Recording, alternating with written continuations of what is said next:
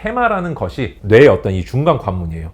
장기 기억으로 딱 들어가기 전에 얘가 막고 있으면서 야, 이게 어떤 정보가 과연 뇌에 남을 것인지 얘가 이제 선별을 하는 거죠.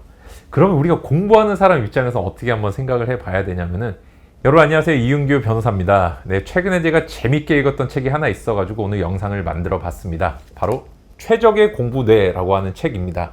일본의 이케가야 유지라는 동경대 약학부 교수님이 쓰신 책인데 최고의 뇌 과학자라고 하십니다.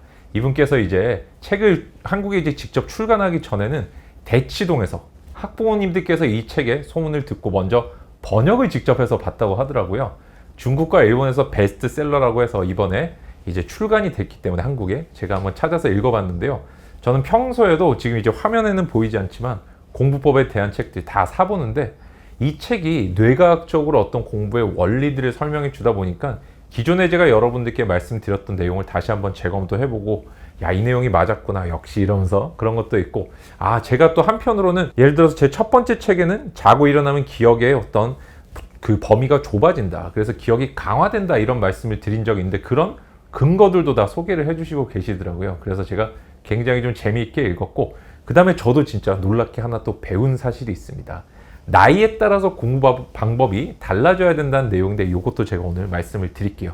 제가 그래서 옆에 보시는 것처럼 한 6가지 정도 내용으로 제가 중심 내용을 정리를 한번 해봤습니다. 물론 이 책이 뇌과학에 대해서만 다루는 건 아니고 굉장히 다양한 분야의 공부법을 다루지만 그래도 중심이 되는 건 뇌과학자, 자기의 전공에 대해서 쓰신 부분이겠죠. 그래서 여기는 이제 해마를 중심으로 구성이 좀 돼 있어요. 우리가 머리가 장기 기억이 있고 단기 기억이 있고 이 두 개를 이제 뭐 구별하는 분도 있고 합쳐서 보는 분도 있고, 이거는 사실 뇌신경과학에서 조금 이론이 있는 부분인데 어쨌든 그냥 단기 기억이라고 할게요. 그래서 단기 기억이 하나 있고 그 다음에 장기 기억이라는 뒷부분이 있는데, 모든 거를 사람이 다 기억한다면 그것도 정말 힘든 일일 겁니다. 내가 오늘 맡았던 냄새, 봤던 것들 모든 게 자기 전에 다 떠오른다? 정말 괴롭지 않을까요? 이 책에서는 만약에 그렇다면 뇌가 마비될 거라고 소개를 하고 있거든요. 그래서 우리가 이제 해마라는 것이 뇌의 어떤 이 중간 관문이에요. 장기 기억으로 딱 들어가기 전에 얘가 막고 있으면서 야, 이게 어떤 정보가 과연 뇌에 남을 것인지 얘가 이제 선별을 하는 거죠. 그러면 우리가 공부하는 사람 입장에서 어떻게 한번 생각을 해봐야 되냐면은, 이 해마라는 애를 잘 쓰면은 우리가 장기 기억화 시킬 수 있고 머리에 저장할 수 있다는 거거든요. 근데 이 책에서 굉장히 재밌는 질문을 하나를 합니다.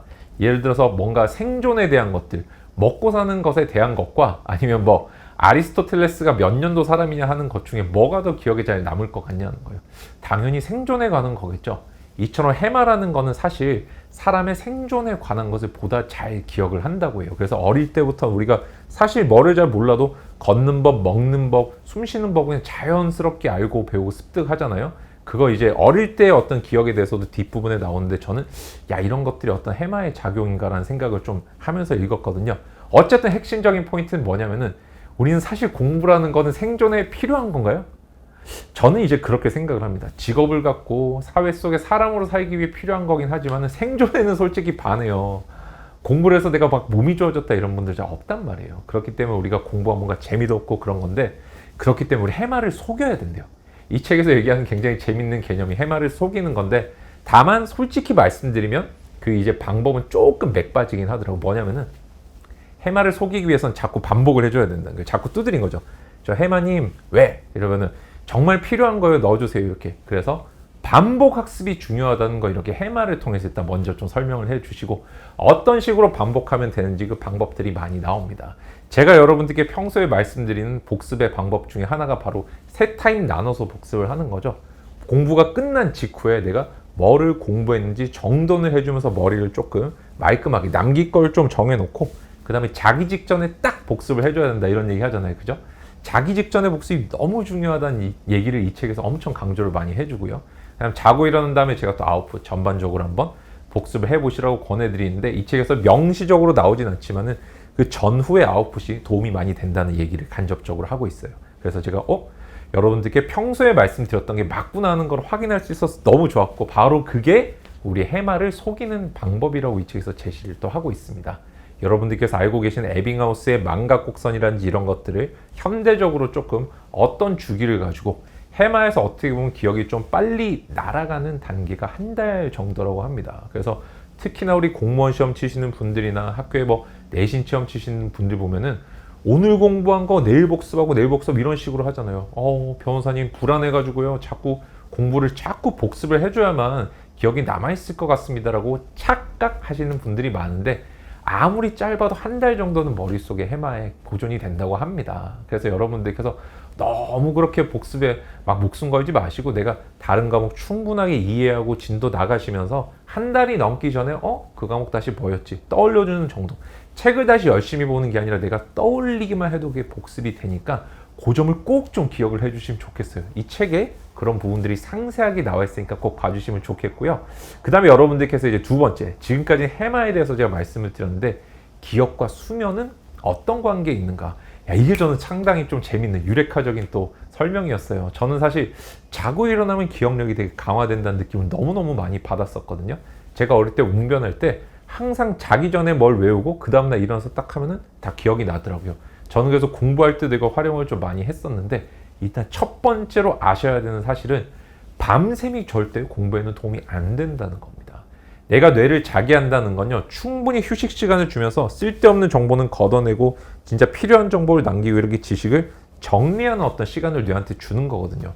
약간은 무의식적인 작용이기도 하고 이 책에서 꿈이 왜 이렇게 내가 생생하게 이렇게 뭐가 나오고 하는지, 내가 예를 들어 그리스어를 못하는 사람이 그리스어 꿈을 꿀 수 있는지 못 꾸겠죠. 이런 얘기를 해주는데 내 기억이 영상의 형태로 나오는 게 꿈이래요. 그래서 내가 오늘 하루 중에 좀 진하게 느꼈던 감정이나 정보 같은 것들이 아무래도 꿈으로 좀 나오지 않을까요? 그러니까 꿈 해석 같은 것도 나오고, 그죠?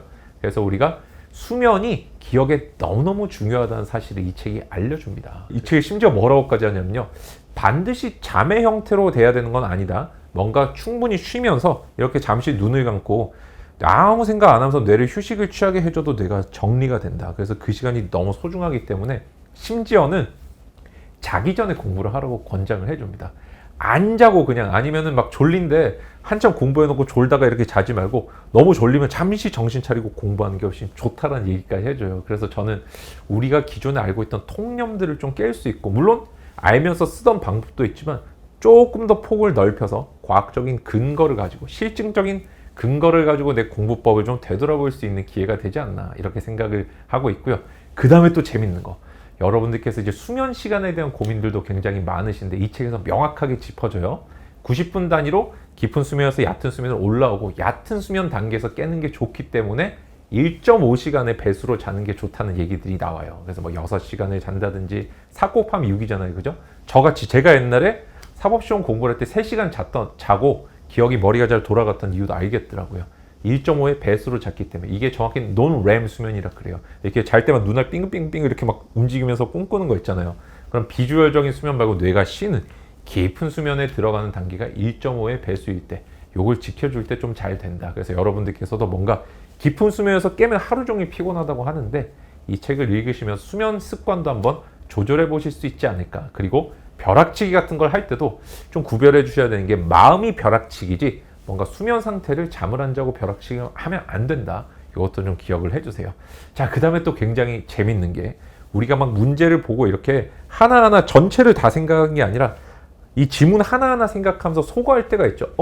이거 확실히 알겠네 모르겠네 지우고. 근데 어떤 분들 보면은 표시 안 해놓고 모르겠는데 하고 넘어가는 분들이 있잖아요. 그죠? 그렇게 하시면 안 되는 거예요. 문제는 여러 번 돌려가며 풀어야 됩니다. 시험장에서도 내가 그리고 정확하게 아는 거 모르는 걸 딱 지우고 넘어가는, 이거를 없앤다 해서 소거법이라 그래요. 청소, 그 다음에 제거, 합친말이에요. 청소 제거하면 없애는 거잖아요. 그죠? 이게 소거법인데, 문제 풀 때 이렇게 아는 거 모르는 거 없애면서 넘어가는 게 뇌는 아날로그적으로 움직이기 때문에 훨씬 유리하다고 합니다. 그래서 시험 칠 때 여러분들의 전략에 대해서 다시 한번 고민을 좀 해보시면 좋겠고요. 그 다음에 스몰 스텝 전략이라는 말도 해줘요. 사실 일본 책들이 재밌는 게 이런 영어를 좀 표현을 많이 쓰고, 마치 우리나라에서 국어에 영어도 버스 같은 것들 막 섞여 있잖아요. 그죠? 이걸 뭐 우리가 뭐 구름차 이런 식으로 부르지 않는단 말이에요. 그죠? 어쨌든 일본은 조금 더 영어를 많이 쓰는데, 조그만 것부터 미리 해나가라 라는 식으로 이제 설명을 해줍니다. 그래서 개념이 있고, 그 다음에 예제가 있고, 유제가 있고, 수학 같으면 이때 한 번에 다 정복하지 말고 개념부터 쭉 보고 넘어가는 게 좋다는 식으로 얘기를 해주는데, 이것도 제가 평소에 말씀드리는 어떤 전략 중에 하나죠. 그죠? 뭐 인터리빙으로도 제가 설명을 좀 드리기도 했었는데, 내가 현재 이해할 수 있고 할 수 있는 것들을 먼저 잡으면서 벽돌을 쌓아간다는 느낌인데 이 책도 똑같은 표현을 또 써주고 있어요. 그리고 제가 또 하나 또 권장해 드리는 거, 책에서도 얘기하지만 전체를 보는 것도 스몰 스텝입니다. 왜? 아닌데 변호사님? 전체를 보려면 에너지도 많이 들고 굉장히 좀 큰 벽돌이 채워지는 거 아닌가요? 라고 생각하실 수 있지만 우리가 받는 활자 개수가, 인식하는 활자 개수가 책의 본문을 보면 활자가 엄청 많잖아요. 근데 목차만 보면서 전체를 보면 활자가 그렇게 많지가 않습니다. 그래서 그런 의미에서 뇌가 부담을 적게 갖는다는 의미에서 스몰 스텝 전략도 꼭 한번 기억을 해주시면 좋겠고요. 학습 전이 효과에 대해서도 얘기를 해줍니다. 제가 평소에 한 과목씩 공부하라고 말씀을 많이 드리죠. 학교를 다닌다든지 학원 실강을 듣는 분들은 어쩔 수 없이, 그렇지만 그때도 제가 우선순위 좀 나눠서 공부하라고 자꾸 강조해 드리는 게 이 책에서도 이론적 근거를 가지고 소개가 되고 있습니다. 바로 학습 전이 효과라는 건데요. 물론 이제 교육학을 배우신 분들은 다 알고 계시는 개념이겠지만 어느 한 과목을 내가 좀 마스터를 하고 체계를 좀 알게 된다면 이때 공부했던 방식을 다른 과목에도 적용해 볼 수 있다는 의미입니다. 실제 저 같은 경우는 중고등학교 다닐 때, 저도 이제 학교를 다녔잖아요, 그죠? 한 과목이 아니라 여러 과목씩 해보고 그랬었는데 사실 그런 방식들은 중학교 때까지는 되게 통하는 것 같아요. 아니면 초등학교 늦게까지나 중학교 초반까지. 왜냐면 이 책에서도 좀 지적을 하는데 거의 지식기억이라고 그래가지고 내가 그냥 통째로 외울 수 있는 상황이 됩니다. 뭐를 하나하나 깊게 이해하고 이런 게 아니라 그때는 뇌가 거기 훨씬 유리하대요. 근데 나중에 경험기억이라고 그래서 내가 뭔가 논리적으로 이해하고 생각하고 설명할 수 있는 대로 돌입했을 때는 뇌에도 시간이 많이 필요하고 에너지도 많이 필요한데 그때는 저는 한 과목씩 하는 게 맞고 이해도가 높아진다라는 거, 그냥 여러분들이 경험을 안 해보셔도 이게 충분히 좀 납득이 되지 않나요? 그래서 물론 학교의 어떤 커리큘럼 바뀌지 않기 때문에 우리가 우리를 바꿔야 되는데 의식을 적어도 우선순위가 높은 과목, 이 기간 동안 어디 수학을 조금 더 봐야지, 이 기간 동안 국어를 더 봐야지, 영어를 더 봐야지, 이런 식으로 뭔가 깊이 있게 몰두할 수 있는 시간들 꼭 좀 마련해 주시고, 그 다음에 내가 자유롭게 커리큘럼 짤 수 있는 성인 시험 같은 경우는 제발 하루에 여러 과목 하시지 말라고 제가 다시 한번 권해드립니다. 그게 이 책에서 어떤 뇌과학의 근거로서 설명이 되고 있어요. 마지막이 이제 지식기억과 경험기억에 대한 내용인데 이게 너무너무 저는 재밌었어요. 왜냐면은 제가 사실 초등학생들 대상으로도 뭐 어떤 강의도 만들어보고 강연도 해보고 중학생, 고등학생 대상으로도 해봤는데 초등학생은 뭔가 달라요. 그 다음 중학교 초반은 뭔가 달라요, 이게. 그래서 이분들이 또는 뭔가 이렇게 지식이 떨어지거나 이해력이 떨어져서는 아닌데 뭔가를 받아들인 체계 자체가 다르다고 저는 뭔가 추론을 하고 있었는데 이 책에서 말을 해주더라고요. 특히나 그래서 초중고 이제 학부모님들 있잖아요. 이걸 보시면은 우리 애가 옛날에 했던 공부법이 지금 통하지 않는구나. 그 다음에 우리 애가 초등학교나 중학교 초반에 공부를 못했어도 충분히 중고등학교 때 잘할 수 있구나라는 근거를 이 책에서 얻으실 수 있으리라고 생각을 합니다. 차이점을 조금 설명을 드리면요. 우리가 중학교 초반까지는 지식기억이라고 그래가지고 뭔가를 통째로 받아들이고 외우는 걸 잘한대요. 유아 때는 방법기억이라 그래서 진짜 몸으로 체감하는 거 있죠. 막 기는 법, 걷는 법, 물 먹는 법. 대신에 어릴 때는 우리가 이런 지식기억이 거의 안 남아있다고 합니다. 내가 2살 때 어떤 봤던 게 기억난다 이런 거 잘 없잖아요, 그죠? 그래서 여러분들께서 이 방법 기억이라는 걸 어릴 때 먼저 중점적으로 습득하고 그다음 통째로 외우고 비주얼적으로 외우고 뭔가 전체를 인식하는 게 편한 지식 기억이라는 형태로 한 중학교 초반까지 쭉 가다가요. 중학교 이제 한 1, 2학년쯤 지날 때쯤부터 고등학생, 대학생 때까지는 경험 기억이라고 해서 내가 논리적으로 생각하고 사고하고 이해하고 설명하고 말하고 그걸 통해서 체험하는 것 자체를 기억으로 받아들인대요. 그래서 이때부터는 이해 위주의 공부로 바뀌어야 된다는 거죠. 제가 그래서 여기서 답을 찾은 겁니다. 여러 강연이라든지 다닐 때 뭔가 시원하게 딱 근거가 안 튀어나오던 거를 저도 이제 계속 공부를 하면서 강연을 하니까요. 이 책을 통해서 좀 알 수 있었고, 그래서 뭔가 우리 아이의 교육이라든지 이런 데 문제가 있다고 느끼시는 분들 이 책 통해서 좀 더 돌파구를 찾으실 수 있지 않을까 이렇게 생각을 해봅니다. 제가 6가지 정도 내용을 정리했지만 사실 이 책은 맨 마지막 부분부터 좀 봐주시면 좋겠어요. 뭐가 나오냐면은 이 그래프가 하나 이렇게 쭉 나옵니다. 그래서 쭉 올라가는데 공부라는 거는 제곱으로 쌓인다. 막 2, 4, 6, 8, 10 이게 아니라 2의 2제곱, 2의 3제곱 이런 식으로. 그래서 어느 순간 내가 처음에 2를 시작하는 사람은 1000을 언제 채울까 이렇게 되게 생각이 많지만 이게 제곱의 형태로 올라가기 때문에 조금만 공부를 해보면 충분히 내가 공부가 쌓인다는 느낌을 받을 수 있다. 그러므로 포기하지 말고 긍정적으로 끝까지 도전하라는 좀 메시지가 있더라고요. 저는 개인적으로 이런 걸 맨 앞에다 배치하면 더 어떨까라는 생각을 한번 해봤어요. 그래서 여러분들께서도 읽으실 때 제가 권유해드린 대로 가장 뒷부분 먼저 읽어보시고 그 다음에 제가 중점적으로 설명드린 6가지 뇌과학에 대한 부분들을 읽으신 후에 나머지 부분들 읽으시면 아, 이 책이 뭔가 이렇게 생선에 뼈 이렇게 싹 발라내듯이 보이는, 그리고 내 어떤 삶과 공부에 실질적으로 도움이 되는 경험을 하실 수 있으실 거라고 생각을 합니다. 그래서 여러분들께 이 최적의 공부에 제가 추천을 드리면서 이 영상을 끝내도록 하겠습니다. 감사합니다. 이상 이윤규 변호사였습니다.